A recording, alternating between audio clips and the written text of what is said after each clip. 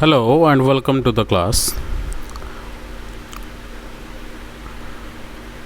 Class 9th row Social Science India and the Contemporary World Chapter 1 The French Revolution रो बर्तमान देखा जाऊे NCERT Solutions. Question number 1. Describe the circumstances leading to the outbreak of revolutionary protest in France. France रे जो revolutionary protest रो outbreak है जो आरंभ है ता पछरे कौन कौन सब सर्कमस्टांसेस गुड़ा लीड करथला बा से सब कारण गुड़ा कौन आंसर होची following are some of the causes which had a cumulative effect to result in revolution in France. तो कौन कौन सब कॉजेस गुड़ा थिला जोटे क्यूमुलेटिव इफेक्ट आस्तला तापर तार इफेक्ट देखा मिलला आ लास्ट को रिवोल्यूशन आसला. नंबर 1 है the war with Britain for an independent America. देखो फ्रांस प्रथम ब्रिटेन सहित वार कला अमेरिका पाई अमेरिका को इंडिपेंडेंस दबापाई. एथरे कौन है ना ये वॉर रे बहुत डेट होगला बाकिया होगला फ्रेंच मोनार्की. बड़ बड़ जमीदार साहूकार मानू बहुत पैसा लोन रे आणला ताकू से डेट गुड़ा को रीपे करने से लोक मान टैक्स नुआ नुआ टैक्स गुड़ा सब इम्पोज कर चलला. सेकेंड हूँ प्रिविलेज एमती किसी सुख सुविधा जोटा कि गोटे कूल जन्म हेले गोटे जाति जन्म हेले तांको मिलिबो सेटा गोटे प्रोब्लेम. लोक मैंने से प्रिविलेज गुड़ा पाउथिले जो पोजिशन रोते जो कूल जन्म होते ताको नेकी तांको मिलुथला कौन सी मेरिट बेसिस रे मिलुनथला निजर काम को लेकिन मिलुनथला केवल से गोटे पर्टिकुलर जाति रे जन्म हेले तांको सब किछि मिल चलला जोटा कि लोक मान भितर कॉमन पीपल मान भितर बहुत ही असंतोष देखादेला. थर्ड हूँ प्रिविलेज्ड मानक भितर पावर कंसंट्रेशन रहा. साधारण लोक हाथ पावर किछि नहीं जो माने धनीशाली लोक से पाखे सबुतक पैसा जमीबाड़ी पावर सबकि. तो जो लोक मैंने फर्स्ट और सेकेंड स्टेट रू बिलोंग करते क्लर्जी एंड नोबिलिटी से पाखे सब पैसा पावर सबकि रोला. बाकी जो रहे अन्य लोक साधारण लोक से माने ये प्रिविलेज्ड क्लास मानकर दयारे बंचुले मर्सी रे से जहाँ चाहिए से करेंगे. फोर्थ है सबसिस्टेंस क्राइसिस बचापी संघर्ष. देख पॉपुलेशन तो बहुत बढ़िला ग्रेन प्रोडक्शन कम है ताद्वारा कि डिमांड बढ़ीगला कार ब्रेड रो. तो डिमांड सप्लाई रो गैप बहुत ही अधिक बढ़ीगला जी डिमांड अच्छी आगे ब्रेड रो सप्लाई नहीं जोटा ब्रेड हूँ स्टापल डाएट मुख्य खाद्य प्रधान खाद्य आमर जमी भात किसी किसी रुटी. तेणु जो मजूरी थिला मजूरी एत पैसा मिलून जी बर्तमान प्राइस बढ़ी जाता. आगरू जी मजूरी लोक मैंने पाऊले सेते बेले 2टा ब्रेड किणी होता. सपोज मनकर 2टा ब्रेड किणी होता बर्तमान से पैसा मिलूची काम करके पैसा आसिले ब्रेड 2टा कौन अधा ब्रेड किणवा बहुत ही कष्टकर हो पड़ुछि. तो लोक मान खाइबा अभाव पड़ला लोक कौन खाए बोली भोक उपास मरले निज आगे निज पिला को मरुथिबार देखिले.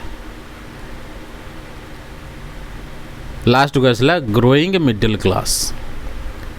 तेणु किसी लोक थे जो माने कि निजर बेपार वाणिज्य निजे ये देश में कर तेणु असुविधा नहीं से माने बाहर देश सहित बिजनेस करथुले से मानू कहला मिडिल क्लास कहीं से माने थिले धनी किंतु जन्मरु नुहे से निज एबिलिटी जो से माने धनी से बेपार वाणिज्य करी धनी तेणु यही मिडिल क्लास लोक मैंने तांकर भॉइस रेज कले जे तांकर तो किसी असुविधा नाला तांकर बेपार होची सी तो बिजनेस करी आराम रे सब खाई दे परिबे किंतु जो गरीब लोक मैंने हैरान होते से सबूर से माने विरोध कले तो ये सब मिसिकी धीरे धीरे धीरे कि रिवोल्यूशन टाक आरंभ हो गला केते लोक सहिबे सो ये सब जिनस गुड़ाक गोटे जनरल सेंस क्रिएट कला रिसेंटमेंटर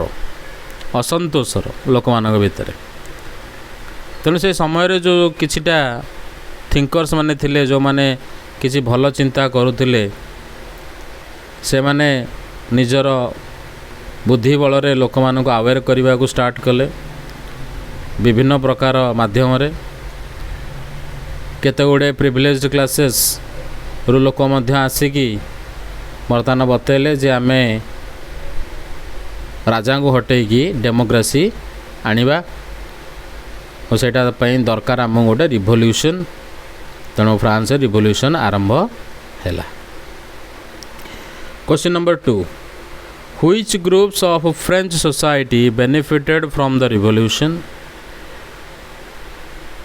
को ग्रुपटा फ्रेंच सोसाइटी को ग्रुपटा रिवोल्यूशन फायदा पाइला which groups are forced to relinquish power को ग्रुपटा निज पावर को छाड़िया पे बाध्य होला which sections of society would have been disappointed with the outcome of the revolution आ को सोसाइटी टा डिसअपॉइंटेड है गला रिवोल्यूशन आउटकम को देखिकी आंसर होची पिजेंट्स आ आर्टिसंस जो माने थिले से माने रिवोल्यूशन रो फायदा पाइले क्लर्जी नोबल और चर्च एमाने को पावर को रिलिंक्विश करिया को बाध्य हेले छाड़िले त्याग कले आईटा सत कथा जे से लोक माने जो माने वर्तमान पावर आ प्रिविलेज को छाड़ले से माने डिसअपॉइंट हेले तेणु फर्स्ट और सेकेंड स्टेट लोक माने डिसअपॉइंटेड हो गले बहुत हाथरू पावर मनी सबकि चलीगला केते लोक जीवन मध्य चलीगला। Question number 3 Describe the legacy of French Revolution for the peoples of the world during the 19th and 20th century। तो 19th और 20th century बेले दुनिया रे जो लोक माने थिले जो फ्रेंच रिवोल्यूशन पई लड़ी थिले तारा कौन लेगेसी बाहरला आंसर होची लिबर्टी और डेमोक्रेटिक राइट्स रो जो आइडियाज ए दीटा एटा हला most important legacy French revolution रो कारण शेष को एया ही बाहरी लोक मैंने विषय जानिले आगु से विषय जान नथिले जे लिबर्टी कौन राइट्स कौन डेमोक्रेसी कौन किसी जना नथिला तेणु ये जो स्प्रेड हैला एटा सब स्प्रेड हैला कोठू ना फ्रांस रु यूरोप रो अन्य जगह सब स्प्रेड है लोक मैंने विषय जानिले जोटी फ्यूडल सिस्टम गुड़ा एबोलिश हैला 19th सेंचुरी रे ये आइडिया गुड़ाक स्प्रेड है डिफरेंट कॉलोनी को यूरोपियन नेशन जो कॉलोनी थिला सेठी मध्य इंडिया को मध्य कॉलोनाइज पीपुल माने मध्य ये जिनस को इंटरप्रेट कले ठीक से भाया काम कले जे आमे मध्य सेमती रिवोल्यूशन करवा बोली जहाँद्वारा कि तांको हैरान करुवा लोक को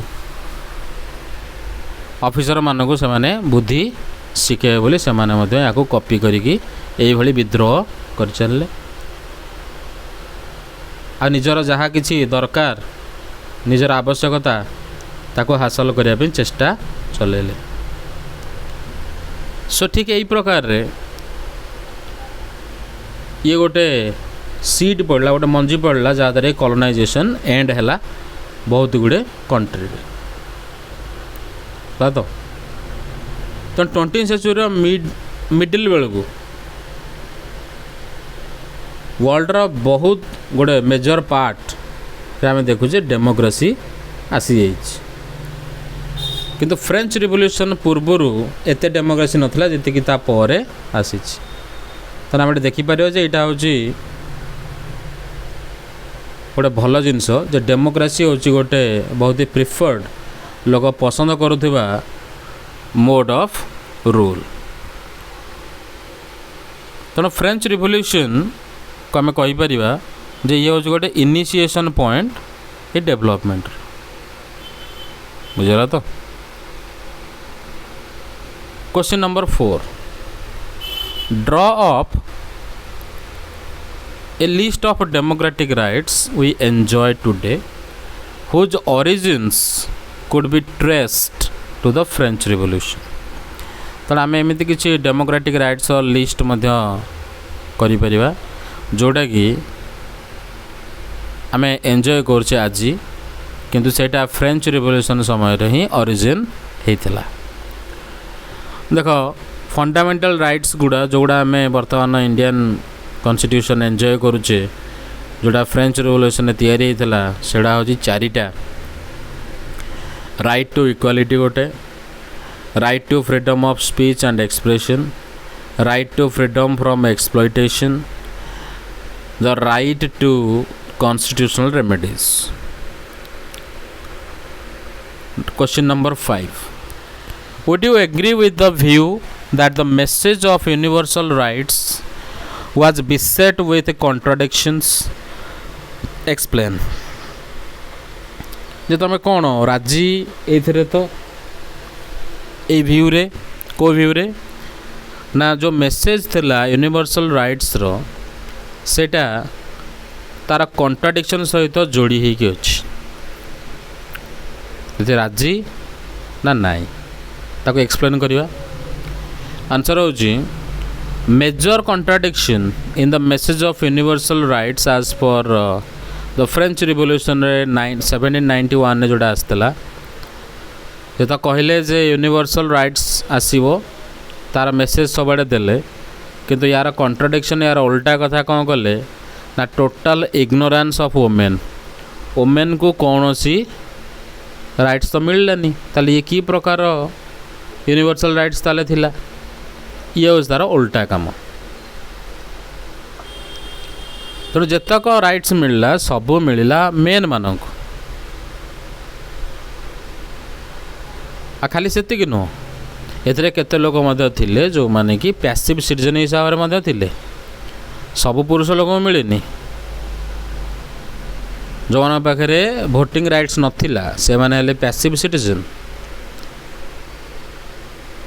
जो मानकू ये सब प्रैक्टिस करिवारे भोट दबारे कौन सी अधिकार तांकर नथिला।